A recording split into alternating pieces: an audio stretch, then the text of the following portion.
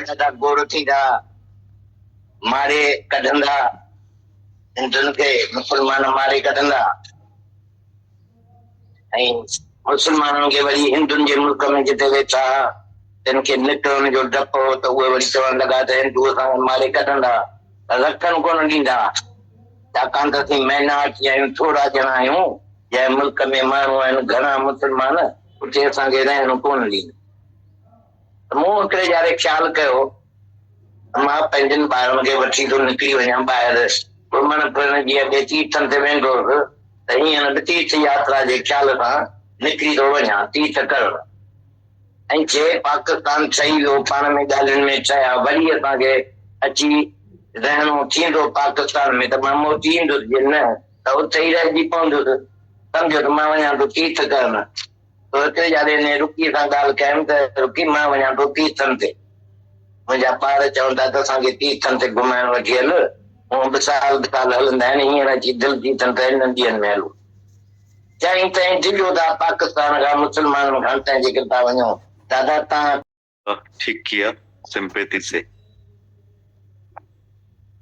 एक बार हैदराबाद सिंध में शोर हुआ कि अब पाकिस्तान बना है, अंग्रेज सरकार ने पाकिस्तान को अपने मुल्क दिए हैं और हिंदुओं को अपने मुल्क हिंदुस्तान में जाना है। लोगों ने बोला बहुत शोर होगा, मुसलमान हिंदुओं को मार के निकालेंगे, और जो मुसलमान हिंदू के मुल्क में बैठे थे उनको डर था कि हिंदू हमको मार कर निकाल देंगे, रहने नहीं देंगे, क्योंकि हम बहुत थोड़े लोग हैं, माइनॉरिटी में हैं, जिस मुल्क में ज्यादा मुसलमान हैं वहां हमको रहने नहीं देंगे। तो मैंने फिर एक बार ख्याल किया कि मैं अपने बच्चों को लेकर बाहर निकल जाता हूँ घूमने फिरने, जैसे पहले तीर्थों पर जाता था, अभी भी तीर्थ के ख्याल से निकल जाता हूँ तीर्थ करने के लिए। अगर दोनों देशों की बात बन गई और रहना होगा पाकिस्तान में तो आ जाऊंगा, नहीं तो उधर ही रह जाऊंगा। एक बार रुक्की से बात करी, रुक्की मैं तीर्थ पर जा रहा हूँ, मेरे बच्चे बोल रहे हैं हमको तीर्थों पर घुमाने ले चलो, वैसे भी साल 2 साल में चलते हैं, अभी दिल हुई है कि इन दिनों में चलते हैं। उसने बोला दादा आप डर रहे हो पाकिस्तान से, मुसलमान से, इसलिए आप जा रहे हो। दादा आपने खुद हमको ज्ञान दिया है भगवान होने का कि हम भगवान हैं, हमको ऐसा निर्भय बनाकर खुद भाग रहे हो। मैंने बोला मैं भाग नहीं रहा हूं, मैं घूमने जा रहा हूं, तुम देखोगे कि मैं 1 महीने के अंदर वापस आ जाऊंगा, अगर ये आपस में बन गए तो मैं वापस आ जाऊंगा। हम अपनी कोई मिल्कियत छोड़कर जाएंगे क्या? मेरा कामकाज तो सब यही है, मैं बच्चों को घुमाने ले जा रहा हूं। बोली आप डर के जा रहे हो? मैंने बोला तू क्या बोल रही है, तुझे चलना है कि नहीं? बोली नहीं मुझे नहीं चलना है, मैं किसी से नहीं डर रही हूं, मैं इधर ही रहूंगी।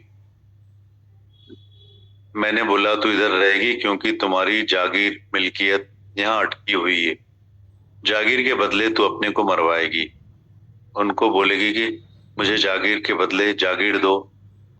हिंदुस्तान में मुसलमानों की कोई जागीर हो तो मैं वहां मालिक बनकर बैठूं, ये बात तुम मुसलमानों से करोगी और मुसलमान तुम्हारी एक भी बात नहीं सुनेंगे, मार के निकालेंगे। मैं गया, रवाना हुआ। दादा भगवान आगे लिखते हैं मैं पाकिस्तान से उदयपुर आया, पहले ही हमारे मैनेजर ने हमारे लिए मकान ले रखा था, राजा का मकान था, उधर कोई लड़ाई नहीं लग सकती थी, वहां न कोई हिंदुस्तान न कोई पाकिस्तान न कोई मुसलमान लड़ाई कर सकेगा। उस मुल्क में जो भी मुसलमानों की जागीर है या हिंदुओं की राजाई है उसमें लड़ाई नहीं लगेगी, हमको ये सब ने बताया था। मैंने उदयपुर मुल्क में जगह किराए पर ली कि मैं वहां रहूंगा। जब हम उदयपुर मुल्क में आए तो हमको और भी जगह किराए पर चाहिए थी, हमारे और भी रिश्तेदार अजीज सत्संगी भी आएंगे, रुक्की की भी मुझे चिंता थी कि उसके लिए भी कोई जगह लूं।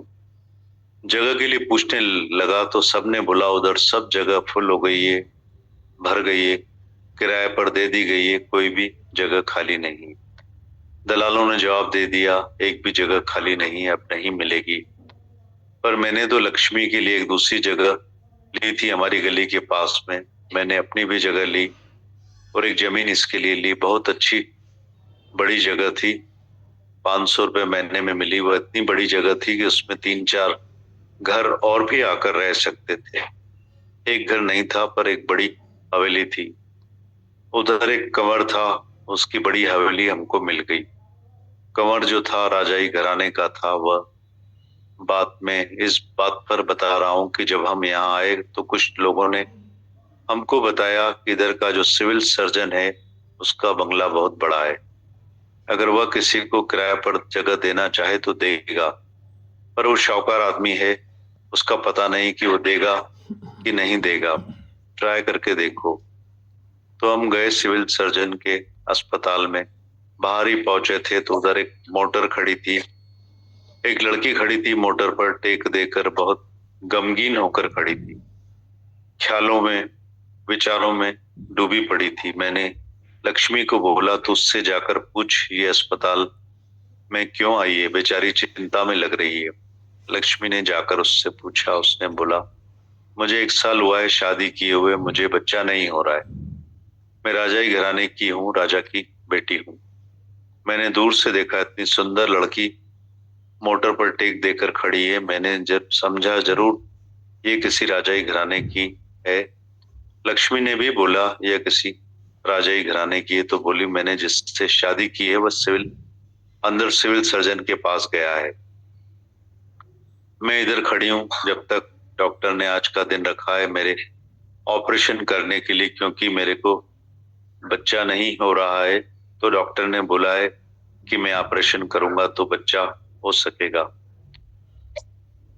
दादा बताते हैं आगे, इधर का सिविल सर्जन बहुत होशियार है। मेरे से आकर लक्ष्मी ने बात की। मैंने बोला चलो मैं चलता हूँ। मैं गया तो मैंने उस लड़की से बात की कि मैं अगर तुम्हारी बीमारी जो तुमको पेट में गोला है जिसका ऑपरेशन तुम करवा रही, अगर मैं बिना दवाई के निकाल दूं तो बेहतर है कि तुमको ऑपरेशन करवाना पसंद है। बोला आप ऐसा कर सकते हो? आप कौन हो, कहाँ से आए हो? दादा बोले मैं पाकिस्तान से आया हूँ। मैं तो बोली पाकिस्तान के लोग तो बहुत हरामी होते हैं। हिंदुओं ने मुसलमानों की सारी उम्र सताया है, दुखी किया है। हिंदुओं को मुसलमानों ने सारी उम्र सताया, दुखी किया है। तुमने मुसलमानों के मुल्क में जाकर मुसलमानों को रुलाया। हमको ये खबर है, हम तुमको पहचानते हैं, तुम बहुत हरामी हो। मैंने बोला हम वह नहीं, हम तो बहुत सत्पुरुष हैं। तुम्हारे से हमारी बात होगी तो तुमको पता चल जाएगा। उसने बोला मेरा पति भी ऐसा समझता है। वो मेरे से वक्त वक्त पर बातें करता है कि पाकिस्तान में ऐसे झगड़े हैं और हिंदुओं ने बहुत जुल्म किया है मुसलमानों के ऊपर। मैंने कहा बराबर हिंदुओं ने मुसलमानों पर जुल्म किए, लेकिन मैं उनमें नहीं हूं जो जुल्म करते हैं। जो जुल्म करते हैं वो जमींदार या मिलेनियर हैं। वो मुसलमानों को थोड़ी बहुत तनख्वाह पर रखते हैं और सारी कमाई खुद ले जाते हैं। तुम्हारी ये बात सच्ची है, और सारे हिंदुओं ने मुसलमानों को सताया है, ये बात झूठी है। हम तो मुसलमानों से दोस्त होकर चलते हैं। अभी भी मैं इधर आया हूँ तो उधर कितने मुसलमान हमको रोज रोज याद करते हैं। उनकी बीवियां हमारी धोबन है, हजामत, जो सब नीचे के काम करते हैं हमारे मुल्क में मुसलमान करते हैं, क्योंकि हम हिंदुओं में शूद्र होते हैं, वो शूद्र नीचे के काम करते हैं। शूद्रों के काम हम सब मुसलमानों से लेते हैं, इसलिए मुसलमानों को हम कम करके समझते हैं। सफाई वाले नहीं हैं मुसलमान, इसलिए हम उनको नीचे के कामों पर रखकर कम पैसे देते हैं। वो बात तो बता रही, पर तू क्या बोल रही है? वो बोली मुझे तो ये बात पसंद आई, पर आप यह तो बताओ कि आप मुझे कैसे ठीक करोगे? आप कौन सी दवा जानते हो? होम्योपैथी, नेचुरोपैथी, एलोपैथी, क्या करोगे? दादा बोले मेरे पास सिंपैथी है। मैं तुम्हारे लिए बहुत करुणा है कि तुम दुखी इंसान हो। मैं तुमको सुखी करने के लिए आया हूँ। अगर सुखी कर सकूं तो तुम डॉक्टर के पास नहीं आना, अगर नहीं ठीक कर सकूं तो फिर दूसरे हफ्ते आकर ऑपरेशन करवाना। पर मुझे अपने में पूरा विश्वास है कि मैं तुम्हारी यह बीमारी 1 हफ्ते के अंदर उतार दूंगा। तू डॉक्टर के पास जा और उसको बोल कि मैं इस हफ्ते ऑपरेशन नहीं करवा रही हूँ, दूसरे हफ्ते में आऊंगी। ये हफ्ता तुम मुझे छुट्टी दे सकते हो। मेरी तबीयत इतने में खराब तो नहीं होगी। मैं बाद में आऊं तो तुम बोलो कि गोला और खराब हो गया या अब ऑपरेशन नहीं हो सकेगा। अगर ये बात नहीं हो तो मैं दूसरे हफ्ते में आ सकती हूँ। मुझे एक हफ्ते की छुट्टी दे दो। मैंने बोला तुम एक हफ्ते छुट्टी ले लो, मैं एक हफ्ते में तुमको ठीक कर दूंगा। जब मैंने ज्ञान सुना था तो मुझे अपने में इतना विश्वास था, सिन, सिकनेस एंड डेथ खड़े खड़े में लोगों को उतार सकता हूँ। वो उनमें से निकल जाता है, उनको कभी मौत नहीं आएगी, कभी उनको बीमारी असर नहीं करेगी। मुझे इतना अपने आप में विश्वास था। मैंने उस लड़की को देखकर बोला जो भी मेरा काम है वो इनमें से ही होगा, इनमें से ही मेरा नामाचार हो जाएगा। जब ये छूट जाएगी तो सारी दुनिया को खबर पड़ेगी कि कौन सी मैंने इसकी दवाई की है। उसने पूछा क्या करोगे? दादा बोले मैं गीता सुनाऊंगा। उसने बोला मेरा पति तो सारा दिन गीता के कृष्ण पर आशिक है। हमारे घर पर चलकर देखो तो कैसे कृष्ण का बड़ा स्टेचू है। उसको मेरा पति रोज स्नान कराता है, बहुत सेवा करता है कृष्ण की, उसको कृष्ण बहुत पसंद है। मैंने बोला मैं खुद वो कृष्ण हूँ। तुम बोलोगे मुरली कहाँ है? तो मैं मुरली को भूल कर आया हूँ, घर रखी है। वो अंदर गई। मैं अपने पति से बात करूं, पति से बात की कान में। पति ने डॉक्टर को बोला डॉक्टर हमको एक हफ्ते की छुट्टी दे दो, अभी मेरी पत्नी ऑपरेशन नहीं करवाना चाहती, एक हफ्ते के बाद आई। सिविल सर्जन ने बोला पर एक बात बता रहा हूं, तुम किसी ठग के हाथ में लगे कि वह बीमारी उतार सकता है, अंतर जंतर मंतर करते हैं और बोलते हैं गोला निकल गया। तुम भी देखोगे गोला देखने में नहीं आ रहा है, पर फिर एक हफ्ते के बाद हो जाता है, फिर उसको पछताना पड़ता है, फिर दवा भी नहीं हो सकती। मैं सिर्फ तुमको इतना बोलता हूँ कि जिसकी भी तुमको दवा करनी हो तो करो, भले 15 दिन बाद या 1 महीने बाद भी आओगे तो भी मैं ऑपरेशन कर दूं। उसकी जल्दी नहीं है कि आज ही करना है, तुम जाओ, जब लगे तब आना है। उसका पति खुश होकर छुट्टी लेकर आया। उसने बोला मुझे बहुत खुशी, आप कृष्ण का ज्ञान अपने साथ लेकर आए हो।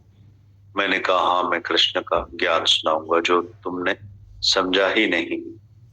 तुम समझते हो कि तुमने गीता समझी है।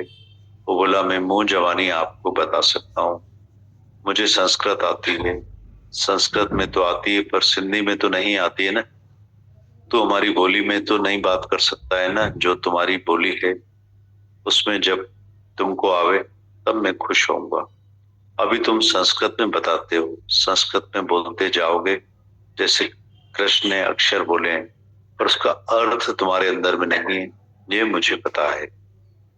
तू चल तो मैं इसकी दवाई करूंगा और इसको छुड़ाऊंगा, एक हफ्ते के अंदर छुड़ाऊंगा। ठीक है चलो, आपका घर कहाँ है? हम तो कल आए हैं, घर पता नहीं है, नाम कौन से गलियों के एड्रेस भी हमने लिखी नहीं। हम लोग सिविल सर्जन के पास जमीन लेने आए हैं। उसने बोला इस सिविल सर्जन कोई जमीन नहीं देगा, इधर ये बात नहीं निकालना। अच्छा आपके घर के एड्रेस तो दो ना, तो चलकर देखिए आप किधर रह रहे हो। मैंने कहा तुम अपने घर चलो, मोटर में रास्ते में हम तुमको दिखा सकेंगे कि ये हमारा घर है, बाकी हमारे पास एड्रेस नहीं है। बोला ठीक है मैं अपने घर ले चलता हूँ, उधर चलो। उसके महल के बाहर मोटर जैसे पहुंची, बोला उतरो ये मेरा महल है, चलकर देखो। तो मैंने देखा तो वही जगह है जो लक्ष्मी के लिए हमने ली है। उसने बोला यह जगह आपने ली है क्या? मैंने कहा हम हमारी सत्संगी की जगह है, उसके लिए 500 रुपए किराए पर लिए, जगह कंवर की है। उसने बोला कंवर तो मेरा दोस्त है, मैं उसको पहचानता हूँ, इस जगह से ही ऊपर चढ़ाव है मेरे महलात में आने के लिए। हमारी कंवर से दोस्ती थी, मैं उसके पास और मेरे पास आते रहते थे। हम ऊपर से आते थे, बाहर से नहीं आते थे। हमने बोला फिर हमारा आसान बंदोबस्त हो गया, तुम्हारे पास आएंगे जाएंगे कोई देखे भी नहीं। हाँ हमारी भी स्त्रियां बाहर नहीं निकलती हैं जो कोई इन लोगों को देखे। कि ये किसी दूसरे के पास जा रही है। मैंने कहा ठीक है, हम अंदर से ही आएंगे जाएंगे, अच्छी बात बता दी। अंदर गए तो अपना महल दिखाया, हमको तो पागल कर दिया। महला इतना अच्छा था, अंदर इतने बड़े सोफा, इतनी बड़ी बड़ी छत। मैं बैडमिंटन खेलता था उस लड़की के साथ, उसको बोलता था बैडमिंटन आओ तो खेलें, अंदर ही खेलते थे। बाल कहीं अटकता नहीं था, समझो जैसे मैदान में खेल रहे हो, ऐसी जगह थी, बड़ी जगह थी। एक झूला रखा हुआ था, उसमें मेरे साथ झूलती थी, मैं उसको गीता का ज्ञान सुनाता था।